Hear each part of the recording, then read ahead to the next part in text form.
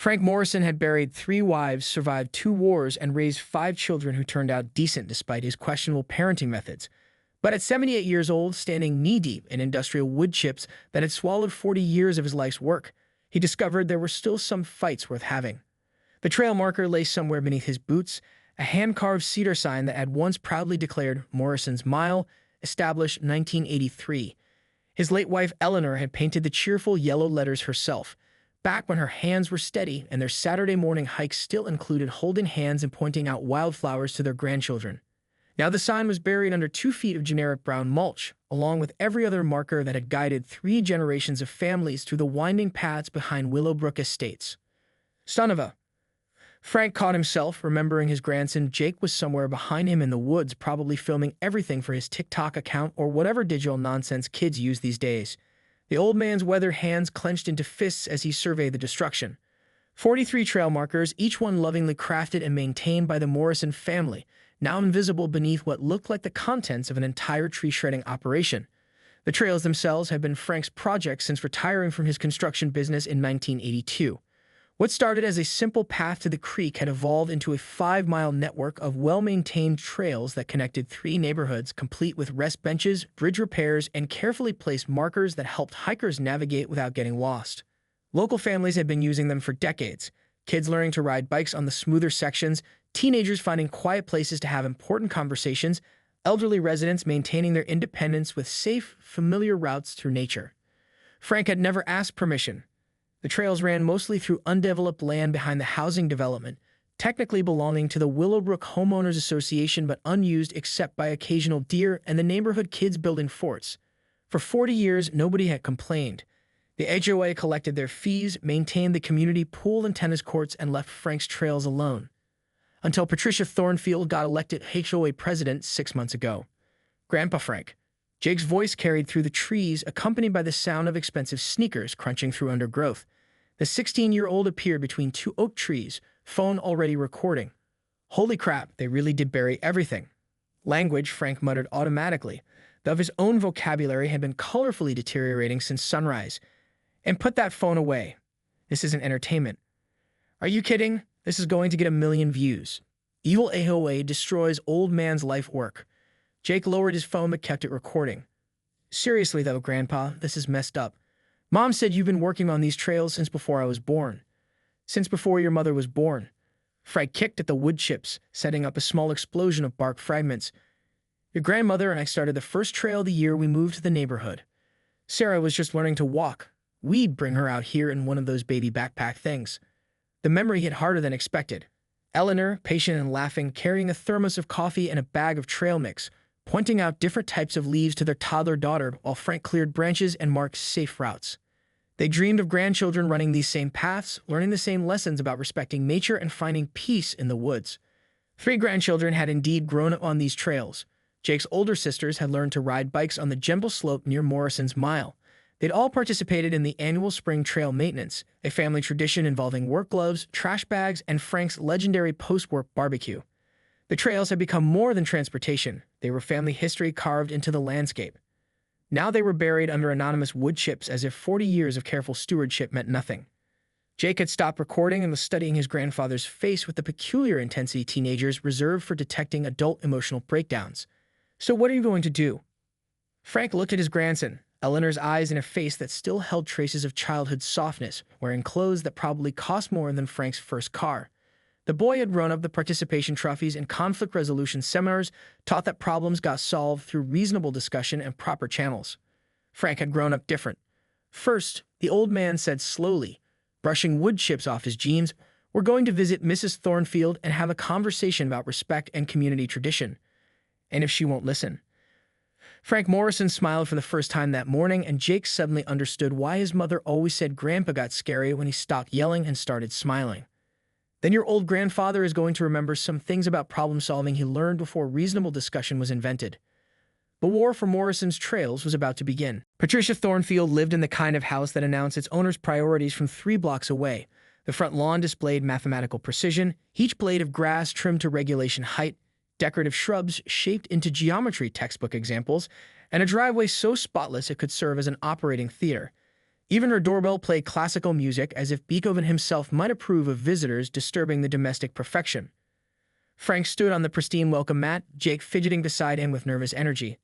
The boy had been unusually quiet during the 10-minute walk from the buried trails to Patricia's showcase property, occasionally glancing at his grandfather with the expression of someone watching a nature documentary about predators. "Remember," Frank murmured before pressing the doorbell, "we start polite. And when we stop being polite," Jake whispered, "then you'll learn why your grandmother married a Marine instead of an accountant."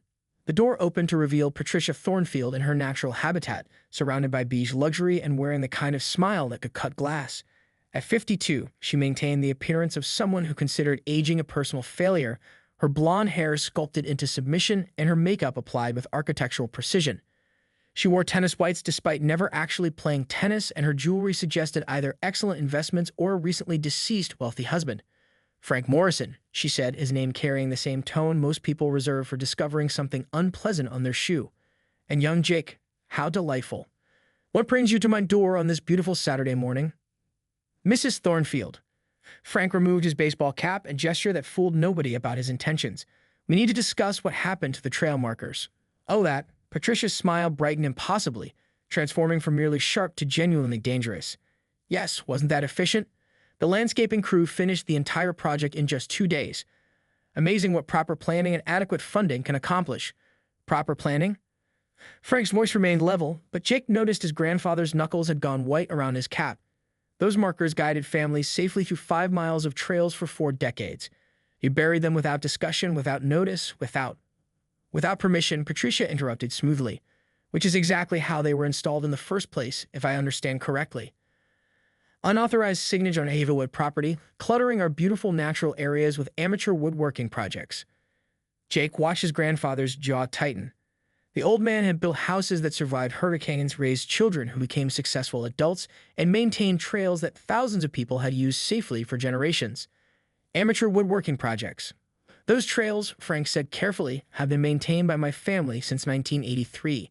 3 generations of kids learned to hike and bike on those paths. Elderly residents use them for exercise. Dog walkers, bird watchers, families, all trespassing on private HOA property," Patricia said, consulting an expensive watch that probably cost more than most people's cars. "Speaking of which, I should mention that continuing to use those areas without proper authorization could result in enforcement action. We've had complaints about noise, littering, unauthorized gatherings." "Complaints from who?" Jake burst out, unable to contain himself. "Everyone in the neighborhood uses those trails."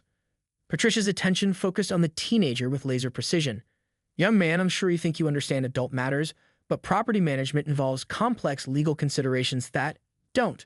Frank's voice cut through her condescension like a chainsaw through balsa wood. "Don't talk down to my grandson.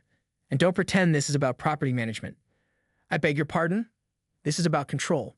Frank stepped closer to the doorway and Patricia instinctively stepped back. "You've been a HOA president for 6 months, and you need to prove you're in charge. So you pick a fight with an old man's hobby project, figuring nobody would push back." Patricia's practiced smile flickered. "Mr. Morrison, I understand you're upset about losing your little craft project, but the HOA board voted unanimously to improve our property values by removing visual clutter and establishing clear boundaries. If you'd attended any board meetings in the past decade." "I built this neighborhood," Frank said quietly. "Morrison Construction put up half these houses, including the one you're standing in. I know every pipe, every wire, every corner that was cut or reinforced. I've been maintaining those trails longer than you've lived in this zip code. And you buried them under wood chips without a phone call, because they weren't legally installed." Patricia's voice rose slightly, her composure cracking. "We had attorneys review the situation. Unauthorized improvements on common property create liability issues. What if someone gets injured on your unmarked trails? What if property boundaries are disputed? The HOA could face lawsuits that—" "40 years," Frank interrupted. 40 years without a single lawsuit, injury claim, or property dispute. 40 years of families enjoying safe, well-maintained access to nature. And you destroyed it in 2 days because lawyers told you it was risky. I protected this community from unnecessary legal exposure while improving property aesthetics. That's responsible leadership." Jake watched his grandfather absorb this response, seeing something shift behind the old man's eyes. It reminded him of watching nature documentaries where predators stopped stalking and started hunting. "Responsible leadership," Frank repeated slowly. "Is that what you call it?" "Yes. And if you have concerns about HOA policies, you're welcome to present them at our next board meeting." Third Thursday of every month, 7 p.m. Community Center. Though I should warn you that disrupting meetings or making threats could result in additional enforcement actions. Threats? Frank smiled, and Jake felt a chill run down his spine. Mrs. Thornfield, I haven't made any threats. Yet. Patricia tried to reinflate her authority. Mr. Morrison, I want to be very clear about something. This community has rules, and those rules apply to everyone equally. Your family's previous understanding with past HOA boards doesn't create any special privileges. Going forward, all activities on common property require proper approval through established channels. Established channels, Frank nodded thoughtfully, like the approval process you used before burying 40 years of community history. The board has authority to address code violations and property improvements without individual notification when legal issues are involved. But individual residents need approval for trail maintenance. Exactly. Frank put his baseball cap back on, adjusting it with deliberate precision. Mrs. Thornfield, I want to thank you for explaining the rules so clearly. I'm glad we could have this conversation. I hope you understand that nothing personal motivated these decisions. It's simply a matter of proper property management and legal compliance. Oh, I understand perfectly. Frank turned to leave and then paused. Just one more question. That golf cart you drive around the neighborhood every morning, checking on property compliance, did that go through the established approval channels? Patricia's confident expression wavered. I'm sorry. Personal recreational vehicles on common property paths. I assume you filed the proper paperwork with the board, got insurance clearance, maybe posted a bond for potential damage to community landscaping. That's different. Board members require mobility for property inspections. Ah. Frank nodded seriously. So there are exceptions to the rules. For people with proper authority. For legitimate HOA business purposes, yes. Good to know. Frank tipped his cap. Have a wonderful weekend, Mrs. Thornfield. And thank you for the education about how things work around here. As they walked away from Patricia's perfect house, Jake practically vibrated with curiosity. Grandpa, what was that about the golf cart? Research, son. Know your enemy's habits before you plan your strategy. Strategy for what? Frank Morrison looked back at Patricia's house, where the HOA president was probably already drafting strongly worded letters about unauthorized trail maintenance and proper procedure violations. Your grandmother always said I had two speeds: reasonable discussion and total war. Mrs. Thornfield just made it clear which one we're going to need. Jake grinned despite the situation. So what's the plan? First rule of military tactics, Jake, never announce your strategy to the enemy. Frank's eyes gleamed with something that might have been anticipation. But I can tell you this much. Mrs. Thornfield is about to learn the difference between managing property and managing people who actually built the damn property in the first place. As they walked home, Jake couldn't shake the feeling that Patricia Thornfield had just made the kind of mistake that legends were built on. His grandfather was humming an old Johnny Cash song under his breath, which Jake's mother had warned him meant Grandpa was planning something that would either be brilliant or get everyone in trouble. Sometimes, Jake realized, those were the same thing. The third Thursday of the month arrived with the kind of perfect weather that made Patricia Thornfield believe the universe approved of her leadership style. At exactly 7:15 a.m., she emerged from her house in crisp tennis whites, climbed into her pristine golf cart, and began her daily enforcement patrol with the satisfied confidence of someone who had single-handedly elevated Willowbrook Estate's property values through superior property management. She had no idea that Frank Morrison was watching her from his kitchen window, drinking coffee from Eleanor's favorite mug and checking his watch with military precision. Phase 1 initiated, he murmured into an old walkie-talkie, feeling slightly ridiculous but committed to proper operational communication. Copy that, Grandpa command. Jake's voice crackled back from his position near the community center. Target is mobile, heading toward the mailboxes. Patricia's routine unfolded exactly as predicted. 12 minutes at the mailboxes, photographing a slightly crooked lost cat flyer and measuring the distance between posted notices.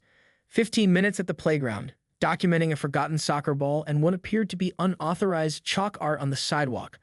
Then her longest stop at the trail entrance, where she spent 20 minutes photographing the wood chips that covered Frank's buried markers, probably adding to her growing file of ongoing unauthorized activity concerns.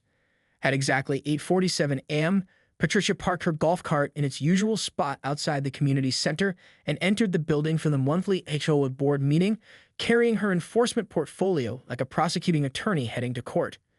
Frank waited exactly 30 seconds before keying his walkie-talkie. Phase 2. Go. The borrowed excavator rumbled to life behind Frank's house, operated by Tommy Kowalski, a 40-year veteran of Morrison construction, who had learned equipment operation from Frank himself and possessed the kind of loyalty that made him ask no questions when his old boss requested a small favor involving community beautification.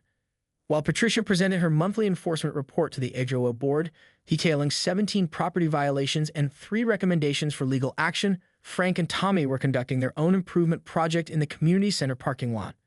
The excavator's hydraulic arm lifted Patricia's golf cart with surprising gentleness, cradling the pristine vehicle like a mechanical parent handling a beloved child.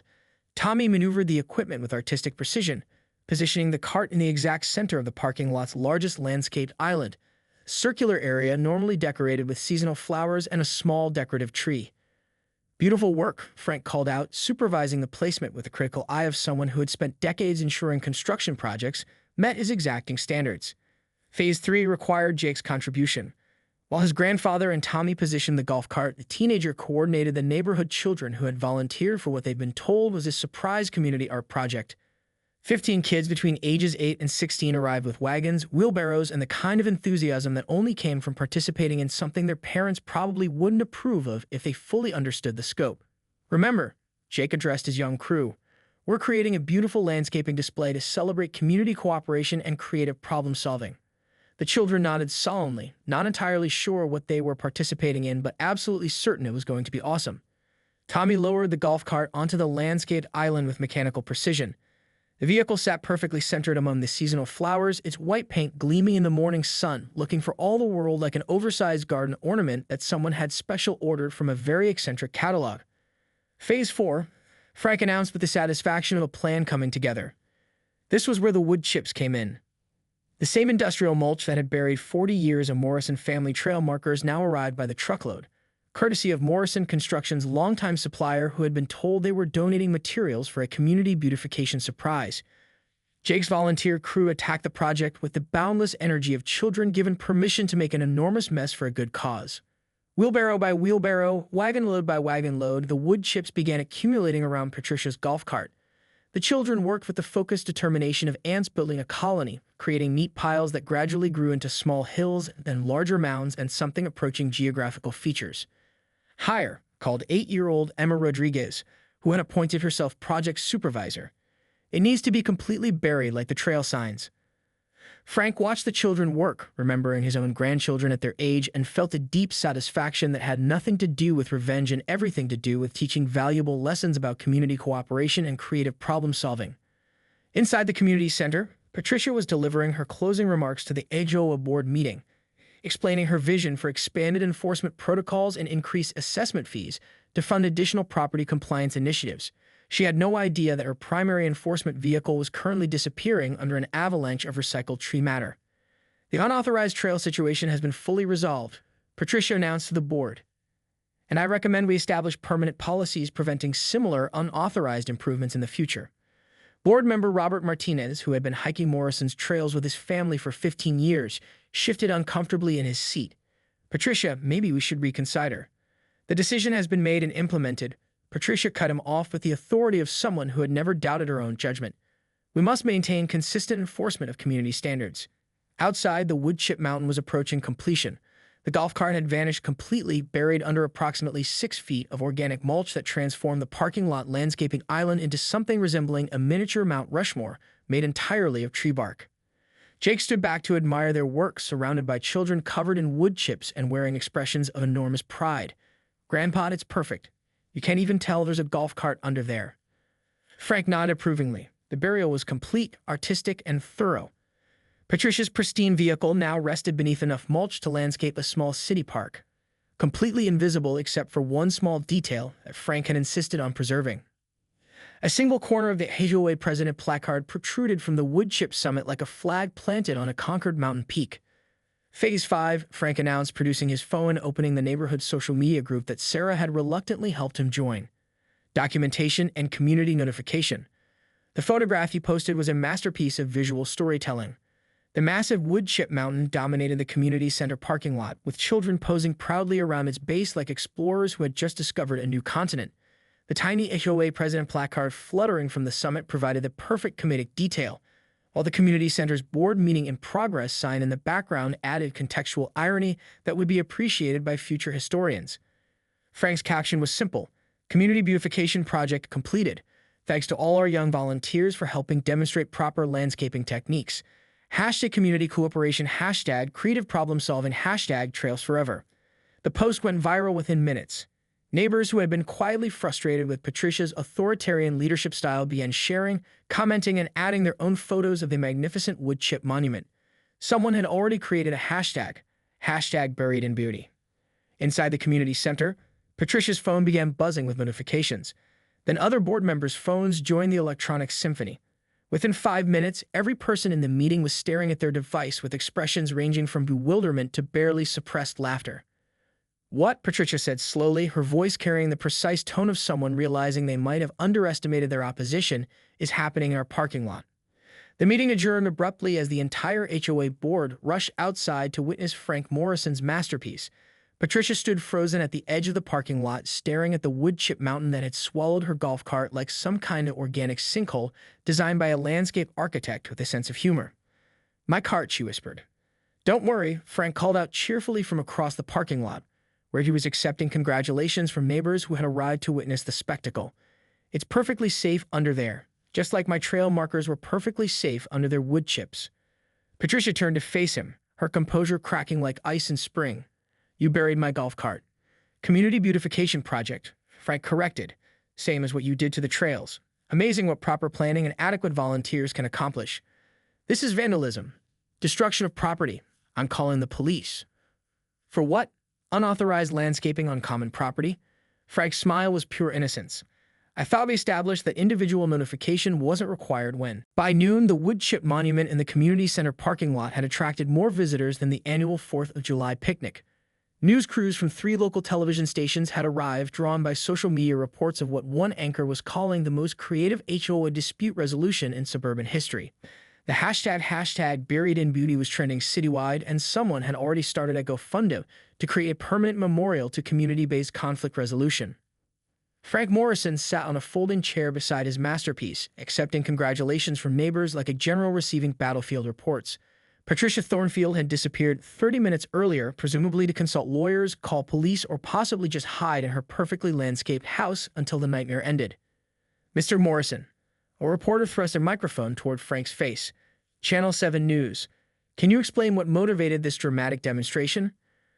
"Young lady," Frank said with the patient tone of someone who had spent decades explaining construction projects to confused clients, "this isn't a demonstration. It's an educational display about community cooperation and the importance of respecting shared spaces. But you buried the HOA president's golf cart under 6 feet of mulch. Same technique she used on 40 years of community trail markers." Frank gestured toward the wood chip mountain, where children continued to pose for photos. Seemed like the most effective way to help her understand how that felt. Jake stood nearby, live-streaming the interview and watching his grandfather become an instant folk hero. The comments flooding his social media were overwhelmingly supportive, with neighbors sharing their own stories of Patricia's authoritarian overreach and celebrating Frank's creative resistance. "This is better than any movie," commented at Trailhiker 2010. "Team Grandpa all the way." Lee Jian added at Willowbrook Mom. Finally, someone stood up to the HOA tyrant. The situation might have escalated into a genuine legal crisis if not for the arrival of Mayor Rebecca Santos, who had been monitoring the social media explosion from her office downtown. A shrewd politician who recognized a public relations goldmine when she saw one, Santos arrived with a city council photographer and a prepared statement about innovative community engagement strategies. "Mr. Morrison," the mayor said, shaking Frank's hand while cameras captured the moment, "I understand you've created quite an impressive community art installation." "Just a little landscaping project, Your Honor. Nothing fancy." Mayor Santos studied the wood chip mountain, the crowd of delighted neighbors, and the news crews documenting everything. "You know, the city has been looking for creative solutions to neighborhood disputes. This demonstrates remarkable community organizing skills. 40 years of trail maintenance teaches you a few things about bringing people together. Speaking of which," the mayor glanced meaningfully toward the community center, "I believe Mrs. Thornfield would like to discuss a potential resolution to this situation." Patricia emerged from the building accompanied by 2 board members who looked like hostages being released after delicate negotiations. Her tennis spikes were wrinkled, her perfectly arranged hair showed signs of stressed fingers running through it, and her expression suggested someone who had spent an hour receiving very unwelcome legal advice. "Mr. Morrison," Patricia said, her voice carefully controlled, "I've been consulting with the HOA's attorney about this situation. Educational, I hope. Very. Patricia's smile looked like it was being held in place with invisible wire. It seems that certain aspects of our recent property management decisions may have been implemented without adequate community input. Frank nodded encouragingly. Community input is important, and the attorney suggests that collaborative solutions might be more appropriate than enforcement-based approaches to neighborhood concerns. The crowd had gone quiet, sensing that history was being negotiated in real time.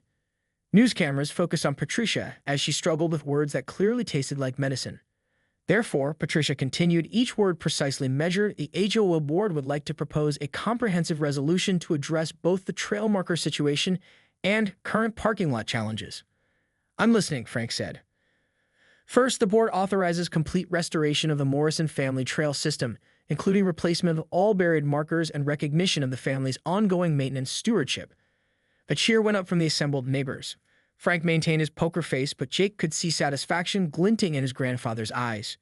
Second, we propose establishing an official community trails committee with you as chairman to oversee expansion and improvement of the hiking path network.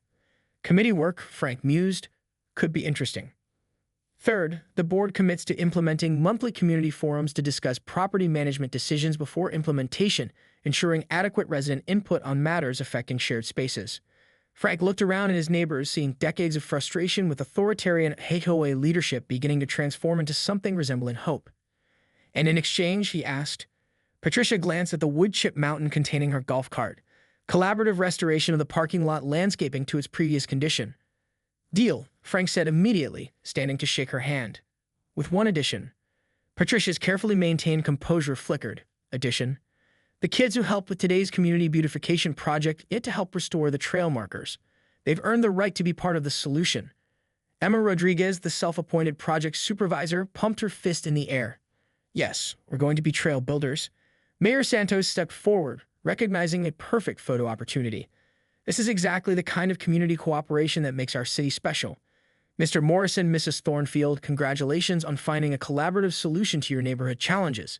The handshake between Frank and Patricia was captured by every camera present, though observant viewers might have noticed that Frank's grip seemed slightly firmer than necessary and Patricia's smile never quite reached her eyes.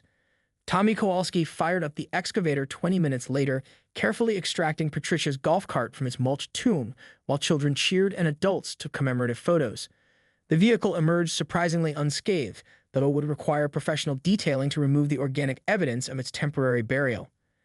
As the crowd began to disperse and news crews packed up their equipment, Frank found himself standing alone with Patricia beside the slowly diminishing wood chip pile.